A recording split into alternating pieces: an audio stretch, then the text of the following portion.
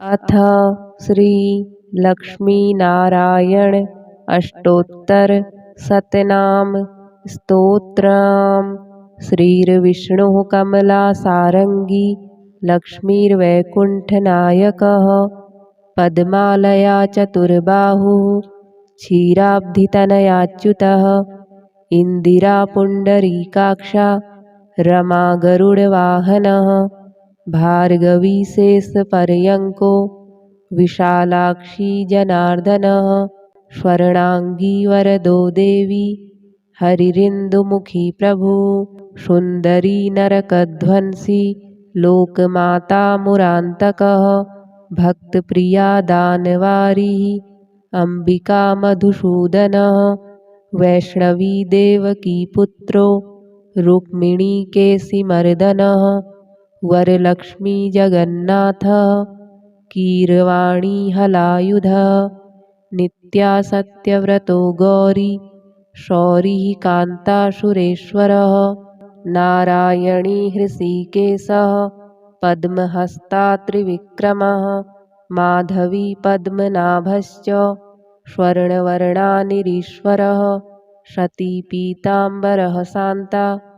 वनमाली क्षमानघः जयप्रदा बलिध्वंसी वसुधा पुरुषोत्तमः राज्यप्रदाखिलाधारो मायाकंसविदारणः महेश्वरी महादेवो परमा पुण्यविग्रहः रमा मुकुन्दः सुमुखी मुचुकुन्दवरप्रदः वेदवेद्याब्धिजा माता सुरूपार्केन्दुलोचनः पुण्याङ्गना पुण्यपादो पावनी पुण्यकीर्तनः विश्वप्रिया विश्वनाथो वाग्रूपी वासवानुजः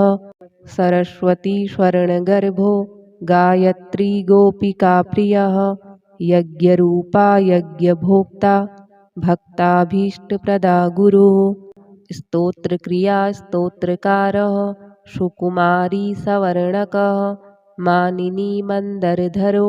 सावित्री जन्मवर्जितः मन्त्रगोप्त्री महेश्वासो योगिनी योगवल्लभः जयप्रदा जयकरः रक्षित्री सर्वरक्षकः अष्टोत्तरशतं नाम्नां लक्ष्म्या नारायणस्य च यः पठेत् प्रातरुत्थाय सर्वदा विजयी भवेत्। श्रीर्विष्णुः कमलासारङ्गी लक्ष्मीर्वैकुण्ठनायकः पद्मालया चतुर्बाहुः क्षीराब्धितनयाच्युतः इन्दिरा पुण्डरीकाक्षा रमा गरुडवाहनः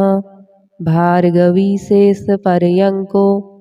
विशालाक्षी जनार्दनः स्वर्णाङ्गी वरदो देवी हरिरिन्दुमुखी प्रभु सुन्दरी नरकध्वंसी लोकमाता मुरान्तकः भक्तप्रिया दानवारिः अम्बिका मधुसूदनः वैष्णवी देवकी पुत्रो रुक्मिणीकेशिमर्दनः वरलक्ष्मी जगन्नाथः कीरवाणी हलायुधः नित्या सत्यव्रतो गौरी शौरिः कान्तासुरेश्वरः नारायणी हृषीकेशः पद्महस्ता त्रिविक्रमः माधवी पद्मनाभश्च स्वर्णवर्णानिरीश्वरः सती पीताम्बरः शान्ता वनमाली क्षमानघः जयप्रदा बलिध्वंसी वसुधा पुरुषोत्तमः राज्यप्रदाखिलाधारो मायाकंसविदारणः महेश्वरी महादेवो परमा पुण्यविग्रहः रमा मुकुन्दः सुमुखी मुचुकुन्दवरप्रदः वेदवेद्याब्धिजा माता सुरूपार्केन्दुलोचनः पुण्याङ्गना पुण्यपादो पावनी पुण्यकीर्तनः विश्वप्रिया विश्वनाथो वाग्रूपी वासवानुजः सरस्वती स्वर्णगर्भो गायत्री गोपिकाप्रियः यज्ञरूपा यज्ञभोक्ता भक्ताभीष्टप्रदा गुरुः स्तोत्रक्रिया स्तोत्रकारः सुकुमारी सवर्णकः मानिनी मन्दरधरो सावित्री जन्मवर्जितः मन्त्रगोप्त्री महेश्वासो योगिनी योगवल्लभः जयप्रदा जयकरः रक्षित्री सर्वरक्षकः अष्टोत्तरशतं नाम्नां लक्ष्म्या नारायणस्य च यः पठेत् प्रातरुत्थाय सर्वदा विजयी भवेत्। श्रीर्विष्णुः कमलासारङ्गी लक्ष्मीर्वैकुण्ठनायकः पद्मालया चतुर्बाहुः क्षीराब्धितनयाच्युतः इन्दिरा पुण्डरीकाक्षा रमा गरुडवाहनः भार्गवी शेषपर्यङ्को विशालाक्षी जनार्दनः स्वर्णाङ्गी वरदो देवी हरिरिन्दुमुखी प्रभु सुन्दरी नरकध्वंसी लोकमाता मुरान्तकः भक्तप्रिया दानवारी अम्बिका मधुसूदनः वैष्णवी देवकी पुत्रो रुक्मिणीकेशिमर्दनः वरलक्ष्मी जगन्नाथः कीरवाणी हलायुधः नित्या सत्यव्रतो गौरी शौरिः कान्तासुरेश्वरः नारायणी हृषीकेशः पद्महस्ता त्रिविक्रमः माधवी पद्मनाभश्च स्वर्णवर्णानिरीश्वरः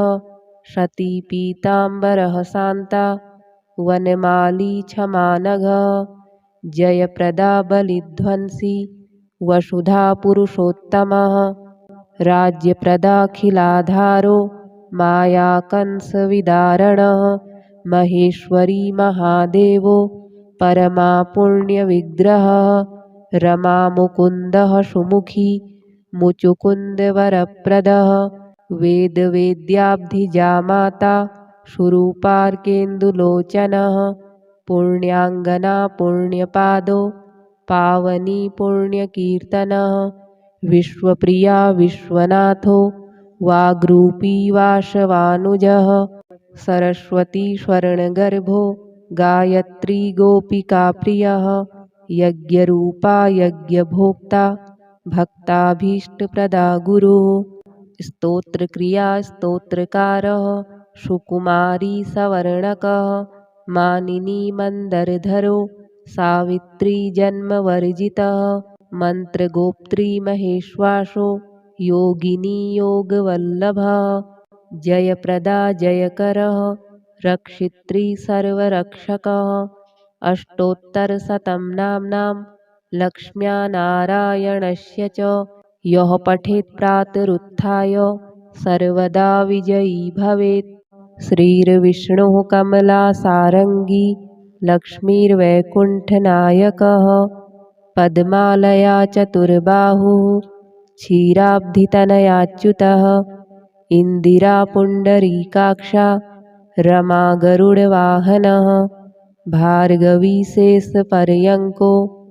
विशालाक्षी जनार्दनः स्वर्णाङ्गी वरदो देवी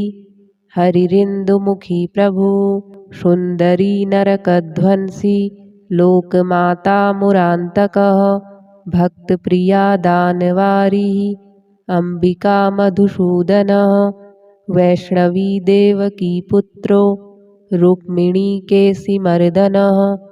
वरलक्ष्मी जगन्नाथः कीरवाणी हलायुधः नित्या सत्यव्रतो गौरी शौरिः कान्तासुरेश्वरः नारायणी हृषीकेशः पद्महस्ता त्रिविक्रमः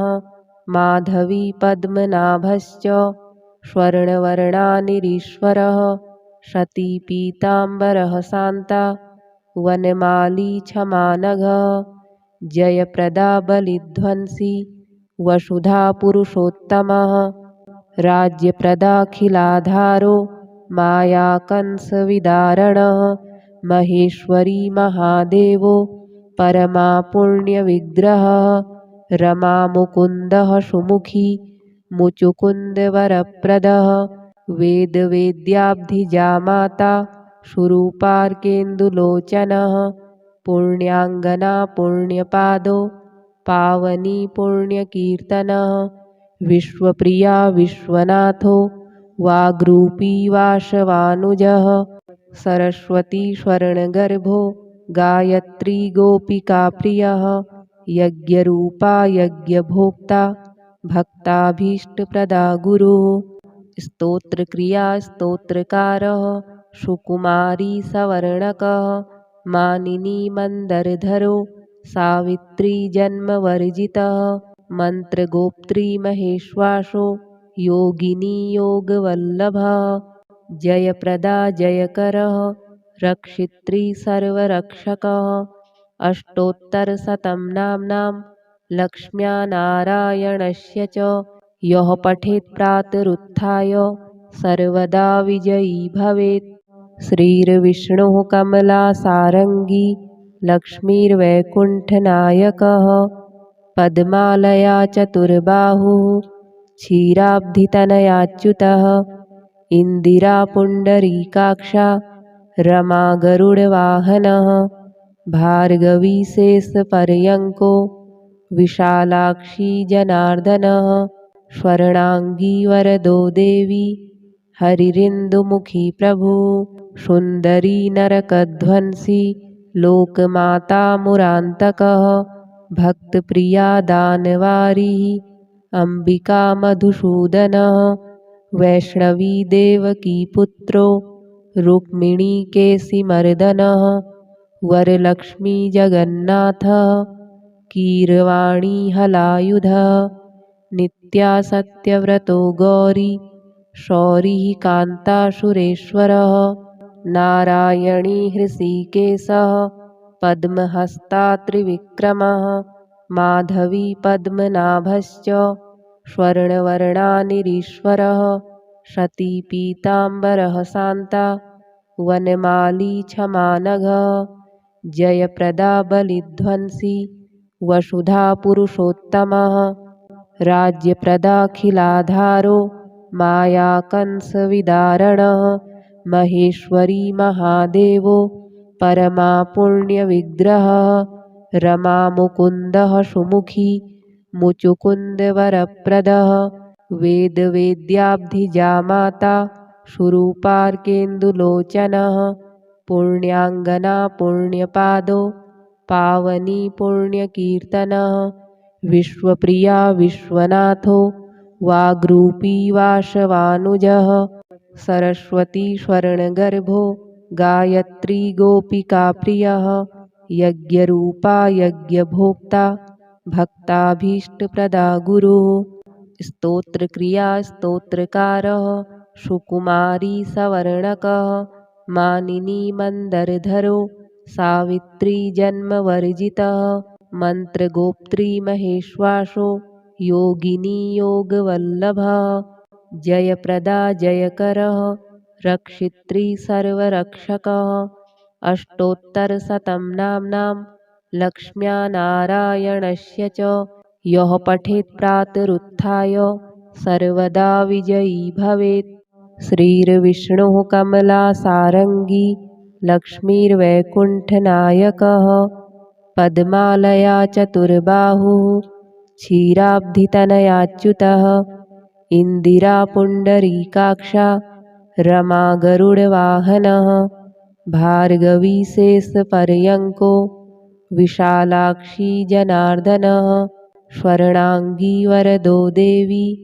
हरिरिन्दुमुखी प्रभु सुन्दरी नरकध्वंसी लोकमाता मुरान्तकः भक्तप्रिया दानवारिः अम्बिका मधुसूदनः वैष्णवी देवकी पुत्रो रुक्मिणीकेशिमर्दनः वरलक्ष्मी जगन्नाथः कीरवाणी हलायुधः नित्या सत्यव्रतो गौरी शौरिः कान्तासुरेश्वरः नारायणी हृषीकेशः पद्महस्ता त्रिविक्रमः माधवी पद्मनाभश्च स्वर्णवर्णानिरीश्वरः सती पीताम्बरः शान्ता वनमाली क्षमानघ जयप्रदा बलिध्वंसी वसुधा पुरुषोत्तमः राज्यप्रदाखिलाधारो मायाकंसविदारणः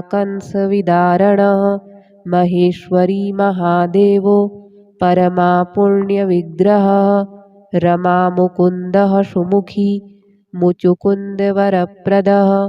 वेदवेद्याब्धिजामाता शुरूपार्केन्दुलोचनः पुण्याङ्गना पुण्यपादो पावनी पुण्यकीर्तनः विश्वप्रिया विश्वनाथो वाग्रूपी वासवानुजः सरस्वती स्वर्णगर्भो गायत्री गोपिकाप्रियः यज्ञरूपा यज्ञभोक्ता भक्ताभीष्टप्रदा गुरुः स्तोत्रक्रिया स्तोत्रकारः सुकुमारी सवर्णकः मानिनी मन्दरधरो सावित्री जन्मवर्जितः मन्त्रगोप्त्री महेश्वासो योगिनी योगवल्लभः जयप्रदा जयकरः रक्षित्री सर्वरक्षकः अष्टोत्तरशतं नाम्नां लक्ष्म्या नारायणस्य च यः पठेत् प्रातरुत्थाय सर्वदा विजयी भवेत् श्रीर्विष्णुः कमलासारङ्गी लक्ष्मीर्वैकुण्ठनायकः पद्मालया चतुर्बाहुः क्षीराब्धितनयाच्युतः इन्दिरा पुण्डरीकाक्षा रमा गरुडवाहनः भार्गवी शेषपर्यङ्को विशालाक्षी जनार्दनः स्वर्णाङ्गी वरदो देवी हरिरिन्दुमुखी प्रभु सुन्दरी नरकध्वंसी लोकमाता मुरान्तकः भक्तप्रिया दानवारी अम्बिका मधुसूदनः वैष्णवी देवकी पुत्रो रुक्मिणीकेशिमर्दनः वरलक्ष्मी जगन्नाथः कीरवाणी हलायुधः नित्या सत्यव्रतो गौरी शौरिः कान्तासुरेश्वरः नारायणी हृषीकेशः पद्महस्ता त्रिविक्रमः माधवी पद्मनाभश्च स्वर्णवर्णानिरीश्वरः सती पीताम्बरः शान्ता वनमाली क्षमानघः जयप्रदा बलिध्वंसी वसुधा पुरुषोत्तमः राज्यप्रदाखिलाधारो मायाकंसविदारणः महेश्वरी महादेवो परमा पुण्यविग्रहः रमामुकुन्दः सुमुखी मुचुकुन्दवरप्रदः वेदवेद्याब्धिजामाता शुरूपार्केन्दुलोचनः पुण्याङ्गना पुण्यपादो पावनी पुण्यकीर्तनः विश्वप्रिया विश्वनाथो वाग्रूपी वासवानुजः सरस्वती स्वर्णगर्भो गायत्री गोपिकाप्रियः यज्ञरूपा यज्ञभोक्ता भक्ताभीष्टप्रदा गुरुः स्तोत्रक्रिया स्तोत्रकारः सुकुमारी सवर्णकः मानिनी मन्दरधरो सावित्री जन्मवर्जितः मन्त्रगोप्त्री महेश्वासो योगिनी योगवल्लभः जयप्रदा जयकरः रक्षित्री सर्वरक्षकः अष्टोत्तरशतं नाम्नां लक्ष्म्या नारायणस्य च यः पठेत् प्रातरुत्थाय सर्वदा विजयी भवेत् श्रीर्विष्णुः कमलासारङ्गी लक्ष्मीर्वैकुण्ठनायकः पद्मालया चतुर्बाहुः क्षीराब्धितनयाच्युतः इन्दिरा पुण्डरीकाक्षा रमा गरुडवाहनः भार्गवी शेषपर्यङ्को विशालाक्षी जनार्दनः स्वर्णाङ्गी वरदो देवी हरिरिन्दुमुखी प्रभु सुन्दरी नरकध्वंसी लोकमाता मुरान्तकः भक्तप्रिया दानवारी अम्बिका मधुसूदनः वैष्णवी देवकी पुत्रो रुक्मिणीकेशिमर्दनः वरलक्ष्मी जगन्नाथः कीरवाणी हलायुधः नित्यासत्यव्रतो गौरी शौरिः कान्तासुरेश्वरः नारायणी हृषीकेशः पद्महस्ता त्रिविक्रमः माधवी पद्मनाभश्च स्वर्णवर्णानिरीश्वरः सती पीताम्बरः शान्ता वनमाली क्षमानघः जयप्रदा बलिध्वंसी वसुधा पुरुषोत्तमः राज्यप्रदाखिलाधारो मायाकंसविदारणः महेश्वरी महादेवो परमा पुण्यविग्रहः रमामुकुन्दः सुमुखी मुचुकुन्दवरप्रदः वेदवेद्याब्धिजामाता सुरूपार्केन्दुलोचनः पुण्याङ्गना पुण्यपादो पावनी पुण्यकीर्तनः विश्वप्रिया विश्वनाथो वाग्रूपी वासवानुजः सरस्वती स्वर्णगर्भो गायत्री गोपिकाप्रियः यज्ञरूपा यज्ञभोक्ता भक्ताभीष्टप्रदा गुरुः स्तोत्रक्रिया स्तोत्रकारः सुकुमारी सवर्णकः मानिनी मन्दरधरो सावित्री जन्मवर्जितः मन्त्रगोप्त्री महेश्वासो योगिनी योगवल्लभः जयप्रदा जयकरः रक्षित्री सर्वरक्षकः अष्टोत्तरशतं नाम्नां लक्ष्म्या नारायणस्य च यः पठेत् प्रातरुत्थाय सर्वदा विजयी भवेत्। श्रीर्विष्णुः कमलासारङ्गी लक्ष्मीर्वैकुण्ठनायकः पद्मालया चतुर्बाहुः क्षीराब्धितनयाच्युतः इन्दिरा पुण्डरीकाक्षा रमा गरुडवाहनः भार्गवी शेषपर्यङ्को विशालाक्षी जनार्दनः स्वर्णाङ्गी वरदो देवी हरिरिन्दुमुखी प्रभु सुन्दरी नरकध्वंसी लोकमाता मुरान्तकः भक्तप्रिया दानवारी अम्बिका मधुसूदनः वैष्णवी देवकी पुत्रो रुक्मिणीकेशिमर्दनः वरलक्ष्मी जगन्नाथः कीरवाणी हलायुधः नित्यासत्यव्रतो गौरी